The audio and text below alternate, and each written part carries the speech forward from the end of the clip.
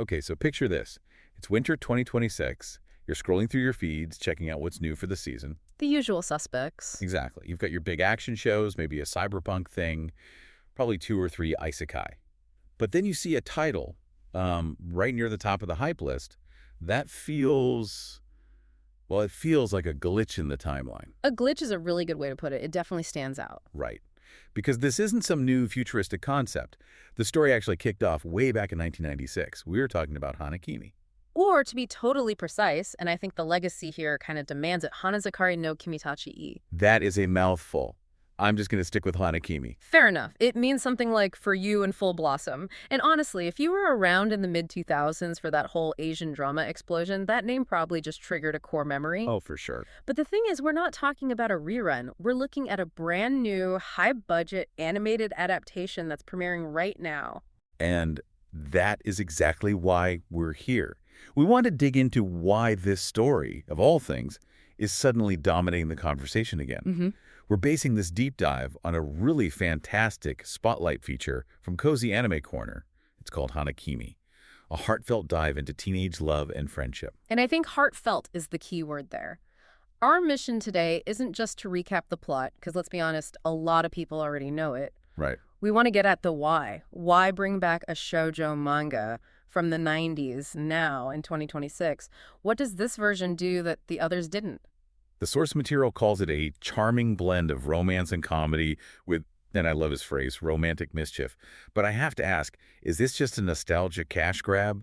Or is there something real here? That's the right question to ask. But the Cozy Anime Corner article argues this is actually filling a kind of historical gap. You have to understand the legacy. The manga ran from 1996 to 2004. And in the world of shoujo, which for anyone who doesn't know is manga aimed at teen girls, this thing was a monster. It was a titan, a huge seller. And like you said, it spawned this whole ecosystem of live-action dramas in the 2000s.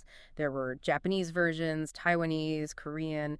It was everywhere. I feel like everyone knew someone who was completely obsessed with one of the drama versions. Totally. But here's the weird part.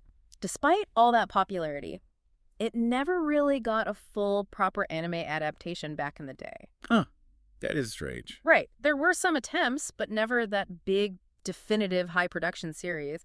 So the article points out that for that whole generation of fans, this 2026 premiere is, and I'm quoting here, a dream come true. It's like it's correcting a historical oversight. So it's finally getting the visuals that modern animation can deliver. Exactly. The source calls it a modern animation update. I mean, just think about the visual language of a 2005 TV drama versus a 2026 anime. You can do so much more with expression, with comedy, with the adorable antics the source mentions. Things that might look a little cringeworthy with real actors. A little bit, yeah. This lets a whole new generation jump in, but with the production quality we all expect now. Okay, so the production is the vehicle, but the story's the engine.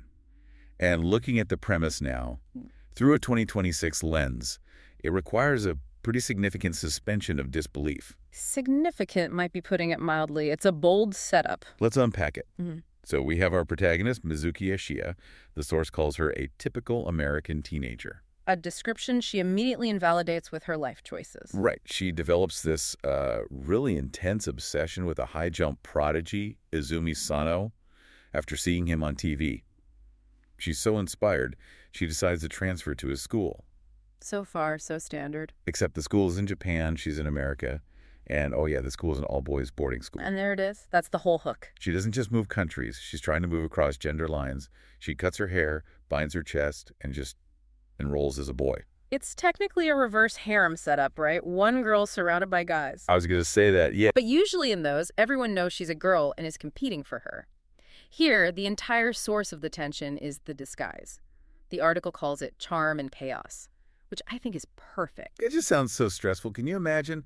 You're in a foreign country trying to fit in, and if anyone figures out your secret, you're just gone. It immediately raises the stakes. It turns what could be a simple high school romance into this constant high-wire act. And of course, to make things worse, or better for us watching, she ends up roommates with the guy she's there for. With Izumi Sano, the high jumper himself. So now she's not just at the same school, she's living with the guy she crossed an ocean for, while pretending to be another dude. It creates this incredible pressure cooker. But what's interesting is how the cozy anime corner piece analyzes this. Because Sano thinks she's a boy, his guard is down. He treats her like one of the guys. Exactly. He has this camaraderie with her that he probably wouldn't have with a girl he just met. But this brings us to the characters, which is where the source says the show really, really shines.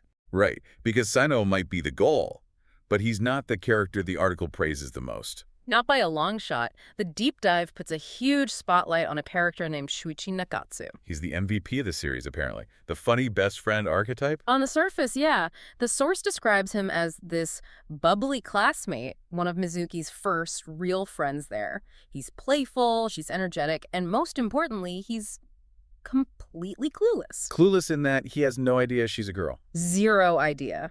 And this is where the comedy gets really interesting because Nakatsu starts developing feelings for Mizuki.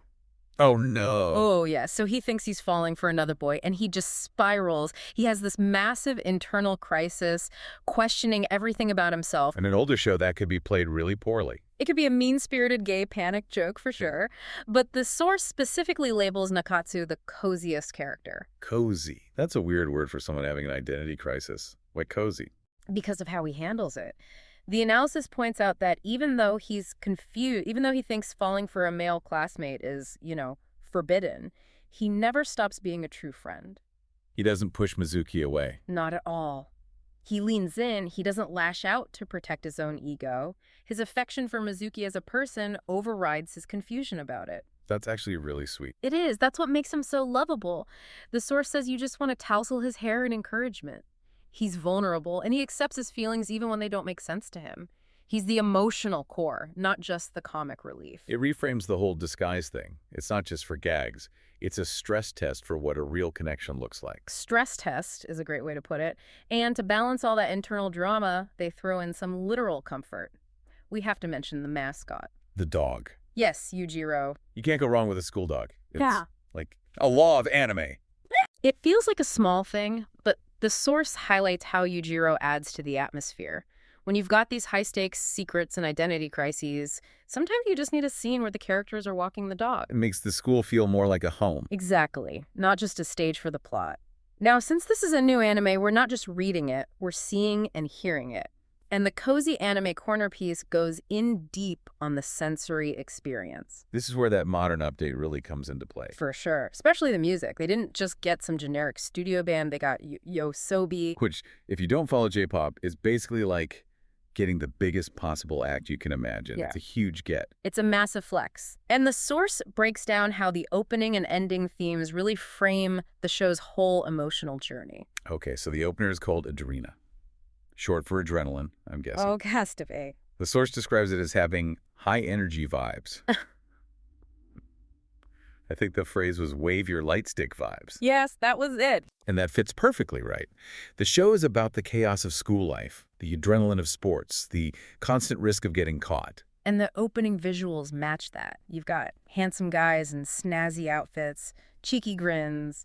It's selling the adventure. It's the chaos part of the charm and chaos. But then you get to the end of an episode and the whole vibe just flips. Completely. The ending theme is called Baby, also by YOASOBI, and the contrast is so deliberate. This track, the source says, captures the innocent essence of high school love. And the visuals are where it gets really interesting.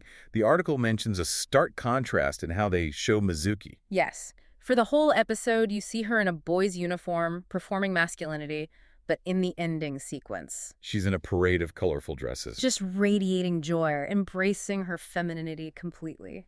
That's such a cool artistic choice. It's like it's letting us, the audience, in on the secret that the characters can't see. It's a narrative device. It reminds you of the truth. The opening is the disguise, the act, the adrenaline. The ending is the internal reality. This is the girl who is just in love and wants to express that. It's a reminder that under the short hair and the uniform, there's a girl who just wants to be seen for who she is.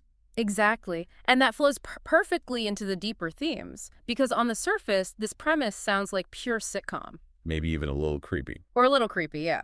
But the source insists that Hana-Kimi is a tapestry of emotions. It's not just a comedy, it's about vulnerability. Beautiful vulnerability. Yeah. Circle that in the notes. That is such a perfect way to describe being a teenager. It really is. I mean, think about Mizuki. She flies halfway across the world for a boy she saw on TV. That is an act of extreme vulnerability. And then there's Nakatsu, whose vulnerability is all internal. He's discovering these feelings that don't fit his worldview, and he has to process that. Right. The boarding school is like a crucible for all these emotions. The source frames the whole show as a reminder of that delightful and sometimes confusing journey of adolescence. It captures that very specific teenage feeling where every little thing feels like the most important thing in the world. Yes. Passing a test, winning a competition, telling someone you like them, the disguise plot just amplifies it. Every teenager feels like they're wearing a mask to fit in, right? Mizuki's is just a literal one. Exactly. And that's why the story has endured since 1996. The technology changes, the animation gets better, but that core engine, that universal feeling of wanting to be known and understood, that's timeless. So let's bring it back to our listener. It's winter 2026. You're busy.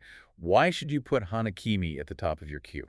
Well, the big picture here is that Hanakimi is this really unique blend. You get that hit of 90s nostalgia, the classic shoujo story beats, but it's delivered with absolutely top-tier modern production. It's the best of both worlds. It is, and the source makes a great point about accessibility. You might not have time to go back and read 20 volumes of a manga from the 90s. Definitely not. Right, but this anime is a shortcut. It lets you understand a major cultural touch point to see where a lot of these tropes originated without this huge time commitment. It's a way to be part of the conversation. And you get to hear those YOASOBI tracks? I mean, that's a win by itself. It certainly is. Even if the plot ends up being too silly for you, the audiovisual experience is going to be fantastic. So whether you need something on in the background or you're looking for your next obsession, it sounds like Hana-Kimi is worth a look. It really is. It's that perfect mix of low stress but high engagement. It's just cozy. Now, before we let you go, here's something to chew on. We talk about those ending visuals, with Mizuki in the dresses embracing her femininity. It makes you wonder, by maintaining a disguise, does Mizuki actually get to be more honest?